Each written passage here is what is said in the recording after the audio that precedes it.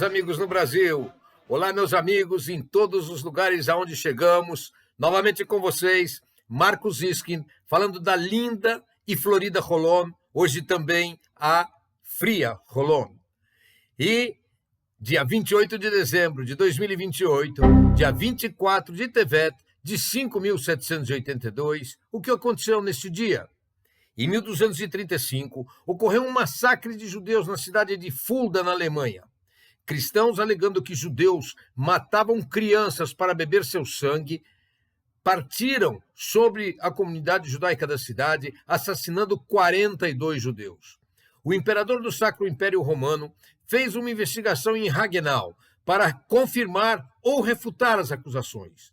Depois de ouvir vários especialistas, ele declarou que, uma vez que judeus estão proibidos de beber sangue animal, com muito mais razão estão proibidos de beber sangue humano. Ato contínuo, ele proibiu que qualquer pessoa possa acusar judeus desse tipo de delito. Trata-se de uma inesperada conclusão lógica. Ainda assim, esse tipo de acusação ainda persiste em diversos lugares do mundo, mesmo nos dias de hoje. Em 1712, no dia de hoje, nasceu em Livorno o menino Moisés Vita Chaim Montefiore, que emigrou para a Inglaterra, se tornou banqueiro e um dos maiores empreendedores ingleses da sua época. Montefiore também provavelmente tenha sido o maior filântropo de todos os tempos. Foi dele a ideia de construir as primeiras casas fora das muralhas de Jerusalém, que permitiram a expansão da cidade até se transformar na atual metrópole. Também ele é um dos principais antecessores do moderno sionismo ao ajudar judeus de diversas regiões a mudarem-se para Israel fugindo de perseguições.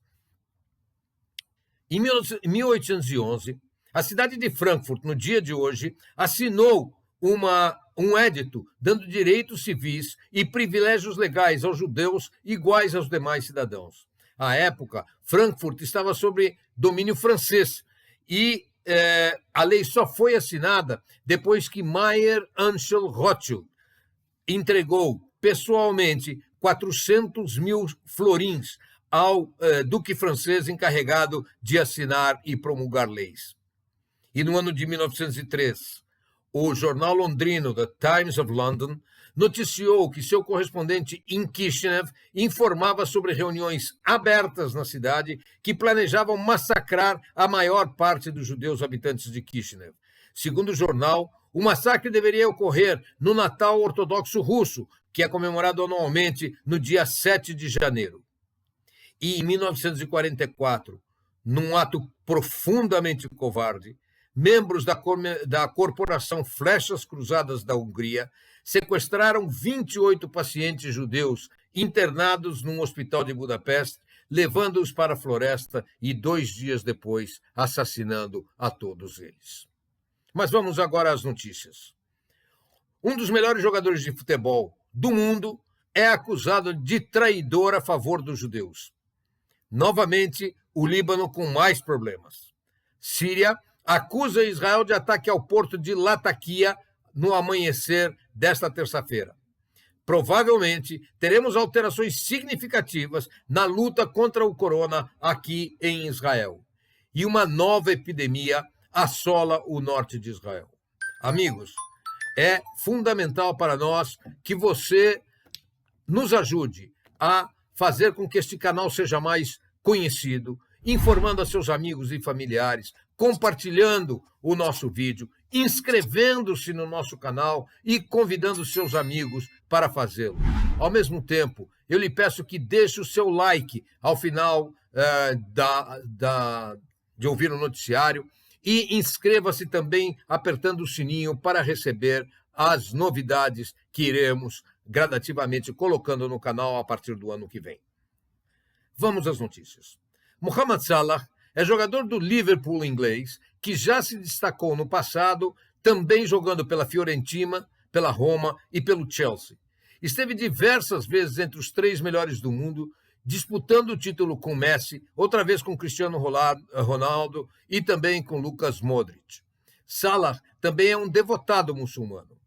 No último dia 25, Salah divulgou uma foto em seu Twitter, junto com sua esposa e 2 filhos, ao lado de uma árvore de Natal, desejando Feliz Natal a seus fãs. Foi o suficiente para receber uma enxurrada de respostas agressivas, tratando-o como traidor do Islã. Mensagens como "você abandonou seu povo", ao lado de "você se vende para agradar quem nos odeia", e uma especificamente estúpida por parte de alguém que não sabe nada do que é a tradição natalina. Esse sujeito aparentemente confundiu todas as religiões e incluiu os judeus na sua resposta. Disse ele: "Você é um muçulmano, deveria servir de exemplo para as crianças muçulmanas, mas agora está convertendo sua religião e os seus princípios para celebrar os feriados judaicos. Vá para o inferno, traidor." Imagine, Natal como feriado judaico. O interessante é que até o último domingo, dia 26, não se viu no site dele sequer uma crítica a estas acusações racistas partindo de outros muçulmanos. Com um salário de 473 mil euros por semana, eu não creio que Salah tenha se abalado muito com as críticas.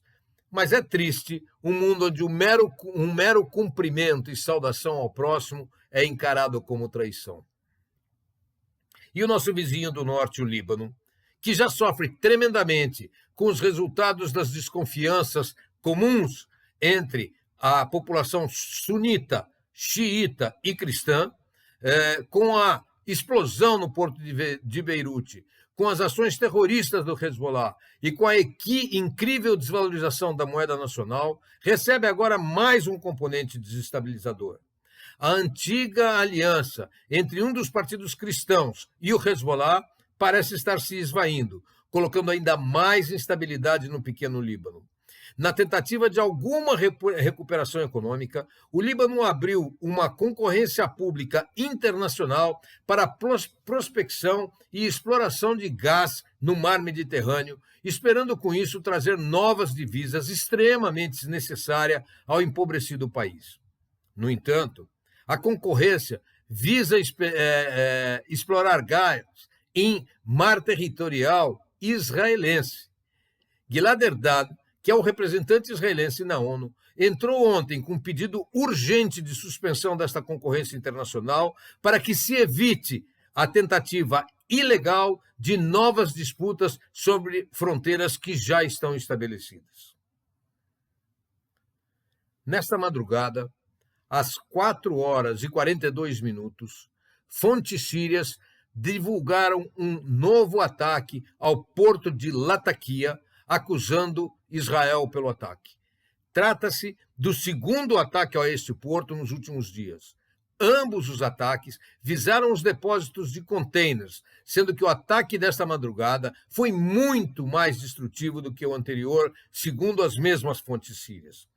Fotos divulgadas mostravam incêndios de grandes proporções em ambas as vezes. Acredita-se que os containers visados carregavam armas e equipamentos para a fabricação de foguetes originários do Irã e que se destinavam ao grupo terrorista Hezbollah no Líbano. Até o momento em que eu lhes reporto, o fogo ainda não foi contido. Não houve vítimas no ataque e nem no anterior, mas os danos dessa vez são de grande monta. Um repórter da TV Al-Akhbariyah, que informava diretamente do porto, disse que a destruição é muito maior que a do ataque anterior e que o som das explosões chegou a ser ouvido na cidade de Tartus, que fica a 80 quilômetros do porto.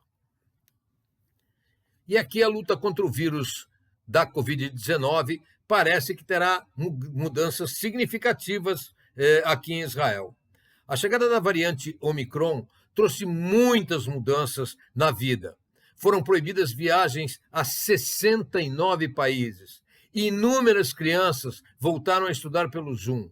A entrada em shopping centers, restaurantes e teatros voltou a ser restrita a quem tomou as 3 doses da vacina e foi proibida totalmente a entrada de estrangeiros no país, exceto em casos muito específicos. Mas parece que as coisas podem mudar ainda hoje. Na tarde de ontem, apareceram notícias dando conta que o Ministério da Saúde deverá propor, na reunião de hoje à tarde, a redução do número de países aos quais os israelenses não podem viajar. Segundo as notícias, o Ministério deverá propor que, ao invés dos atuais 69 países, as proibições fiquem restritas a apenas 15. Alguns dos países que ainda terão proibidas a viagem de cidadãos israelenses serão o México, os Estados Unidos, a Inglaterra, os Emirados Árabes, Turquia, Canadá e França, entre outros. Eu menciono estes porque são países que recebem grande afluxo de turistas israelenses. Mas para visitar esses países será necessário obter autorização especial do governo israelense, algo que tem sido muito difícil. Também temos novidades a respeito da dose de reforço. Até aqui, a terceira dose era dada 6 meses após a segunda dose. A partir de agora, passa a ser recomendada a terceira dose apenas 90 dias após a segunda, uma significativa redução do intervalo. Ao mesmo tempo, foi iniciado ontem um novo estudo no Hospital Sheba Tel HaShomer sobre a conveniência de uma quarta dose. Trata-se do primeiro estudo em todo o mundo. 6.000 voluntários serão submetidos a uma quarta dose como parte de um estudo para a determinação da quantidade de anticorpos e dos efeitos colaterais que possam ser gerados por uma quarta dose. Entre os voluntários, há 150 membros do corpo clínico do Hospital Sheba Tel HaShomer que receberam a terceira dose há pelo menos 4 meses, mas cujos resultados sorológicos hoje são inferiores a 700 anticorpos. A professora Regev Yochai, responsável pelo estudo, declarou: nesse estudo, examinaremos o efeito da quarta vacina nos níveis de anticorpos e nos níveis de segurança. Espera-se que o estudo traga informações sobre o benefício adicional de uma quarta dose e ele poderá ajudar a entender se será conveniente dar a alguém uma quarta dose. Esse estudo, bem como os estudos anteriores do Sheba Tel HaShomer, permitem investigar questões que surgem no enfrentamento da pandemia e servem para substanciar os tomadores de decisão sobre a política de saúde, tanto em Israel como em todo o mundo, disse a professora Regev Yochai. Mas, infelizmente, uma nova pandemia começa a assolar o norte de Israel. Eu já reportei aqui a fantástica região do Vale do Hule, por onde passam centenas de milhões de pássaros em busca de temperaturas mais amenas em todo o inverno.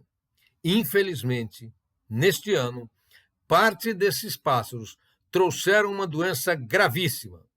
Abrimos essa semana com 8.000 pássaros mortos apenas dentro do vale.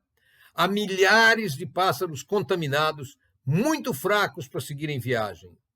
A doença que eles trazem é a perigosa gripe aviária, que é fatal para as aves e pode ser perigosíssima para humanos, uma vez que ela é muito facilmente transmissível.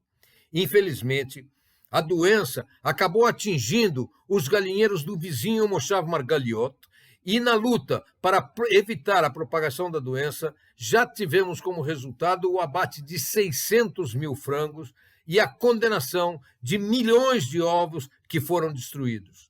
Os habitantes do Moshav foram instruídos a entrarem em total isolamento para evitarem transmitir a doença. O impacto econômico é absolutamente fantástico. Os preços no mercado deverão subir substancialmente e milhares de criadores terão prejuízos incalculáveis. Some-se a isso o alto poder de contaminação em humanos. E para evitar essa contaminação, tudo está sendo feito para evitar que tenham contatos tanto com pássaros como com frangos. O Parque do Vale do Hula, que recebe milhares de visitantes a cada dia de dezembro a fevereiro, foi fechado totalmente à visitação. Isso afeta a receita do parque, mas também afeta a receita dos hotéis e restaurantes nas cidades no entorno do parque, bem como o faturamento dos shopping centers, restaurantes, centros de lazer da região, que costumam ser visitados pelos inúmeros turistas que se dirigem ao parque e passam 1 ou 2 noites na região e que, infelizmente, deixarão de estar indo para lá. O parque, como já disse, é considerado talvez o maior parque de descanso de aves migratórias em todo o mundo.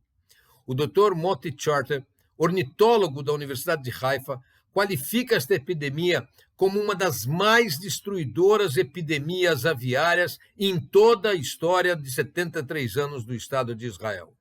Esperemos que as medidas sendo tomadas na Galileia sejam suficientes para evitar que esta doença se espalhe pelo resto do país.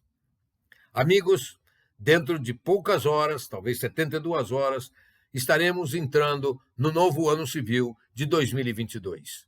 A você que comemora a entrada do ano, eu desejo uma passagem tranquila e desejo a você e a toda a humanidade um ano próspero, sem os gravíssimos problemas que passamos em todo o ano de 2021, uma recuperação econômica para o mundo e, se Deus quiser, uma diminuição dos ódios. Afinal de contas, é chegada a hora que os homens entendam que o racismo, a discriminação e o ódio já deveriam ter desaparecido do mundo há muito tempo. Comecemos nós a mostrar isso aos nossos pares. Desejo-lhes, então, o melhor possível em 2022 e sempre. E nos veremos, se Deus quiser, no ano de 2022, a partir de janeiro, com grandes novidades, tanto no noticiário como num novo vídeo semanal que deverá fazer parte deste mesmo canal. Até lá, meus amigos, e divirtam-se com sobriedade.